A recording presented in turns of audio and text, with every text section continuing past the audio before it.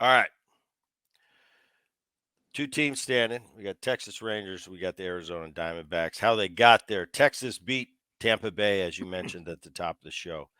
Texas beat Baltimore, a young Baltimore team. That didn't really surprise me that much. I know Baltimore won 101 games. I know they had that great year. It's a really good that Baltimore. They haven't been on the radar in so long. For them to have that young group of players coming up, I think that's really bodes well for Baltimore's in the near future. Them being a factor in the American League East when we're so used to that Yankee, Red Sox, Tampa Bay now for some time. But that was really cool seeing Baltimore. Didn't surprise me that much that Texas bounced them, and then Texas beats Houston in 7. What do you see? I see a Bruce Bochy. I see a Torey Lovello. Torey, I watched his moves all postseason. And you talk about analytics. You talk about Boch.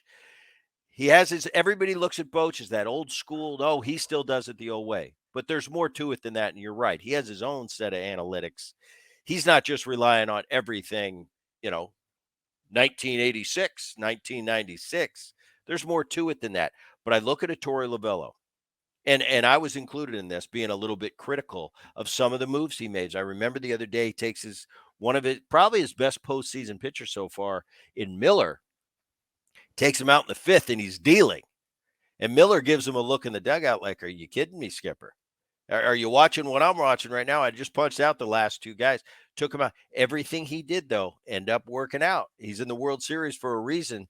So 2 different foods of thought from the Skippers. But let's just go over their rosters. What do you see uh, with these matchups? I've been really impressed with and I think in the Arizona front, I've been really impressed with these guys because they're on the national stage now. I don't think a lot of people around the country follow the Arizona Diamondbacks, and Corbin Carroll, who's going to be the rookie of the year, has had a great year. People have got to see him. Didn't have a great series against Texas, but came up big yesterday. I'm sorry, against Philly, came up big yesterday. Uh, Marte, their second baseman, won the most valuable player, had a great series.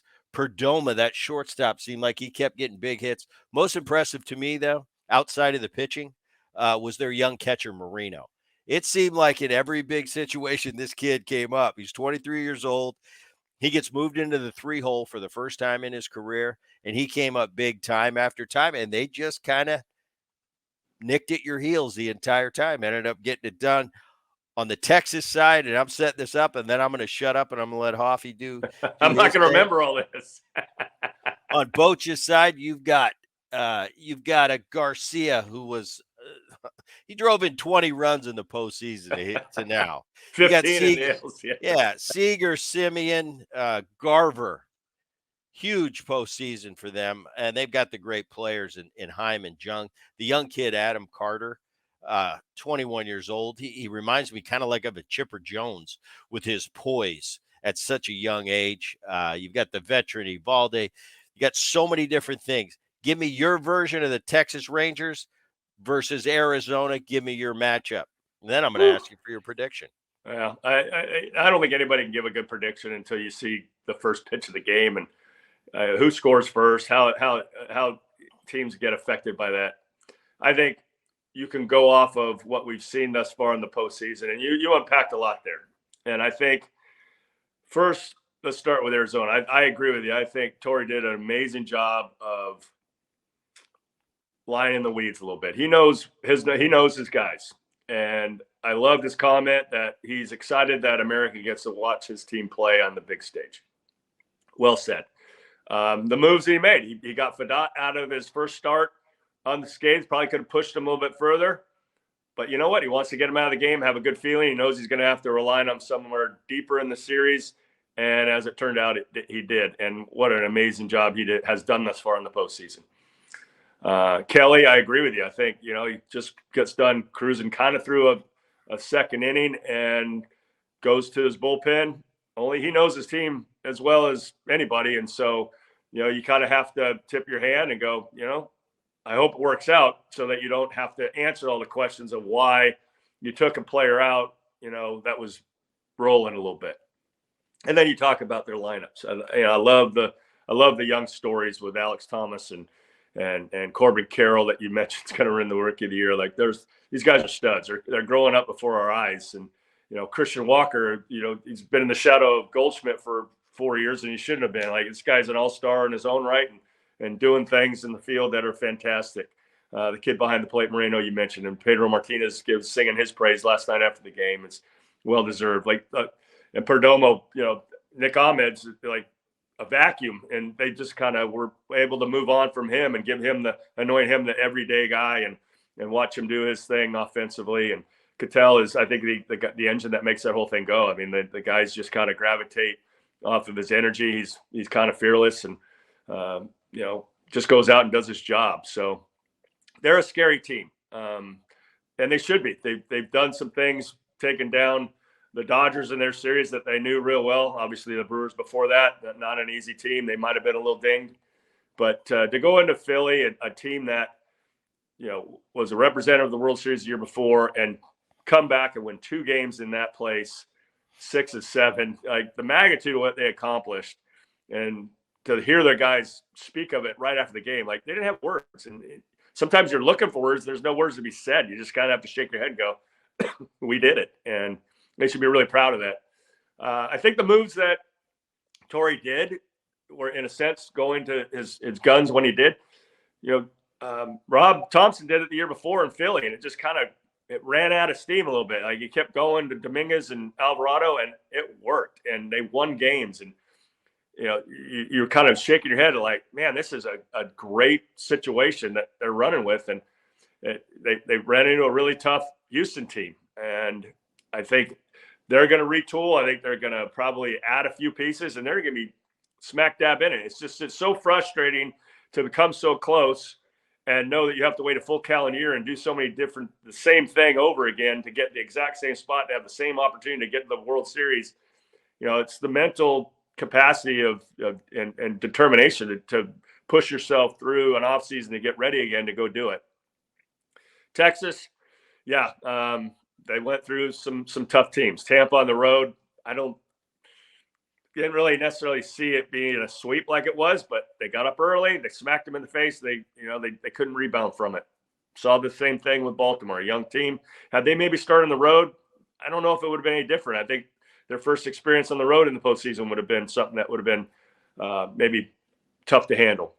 And the Houston series, just the familiarity of them being in the same division and have played each other, I think it kind of took down some of the mystique of 7 ALCSs in a row by Houston. Like, that's a big number that those guys accomplished in season and experience. And Texas, they stayed toe-to-toe with them and got to the point where they believed that they could do it in this stage, on that moment. And so I think got 2 teams that are going to face each other that feel like we're not afraid of anybody. We respect everyone, but we're not afraid of anybody. And we can go into the other house and play our best brand of baseball. We can protect our turf and play well at home. And I see it going at least 6 games. It could turn into a game 7.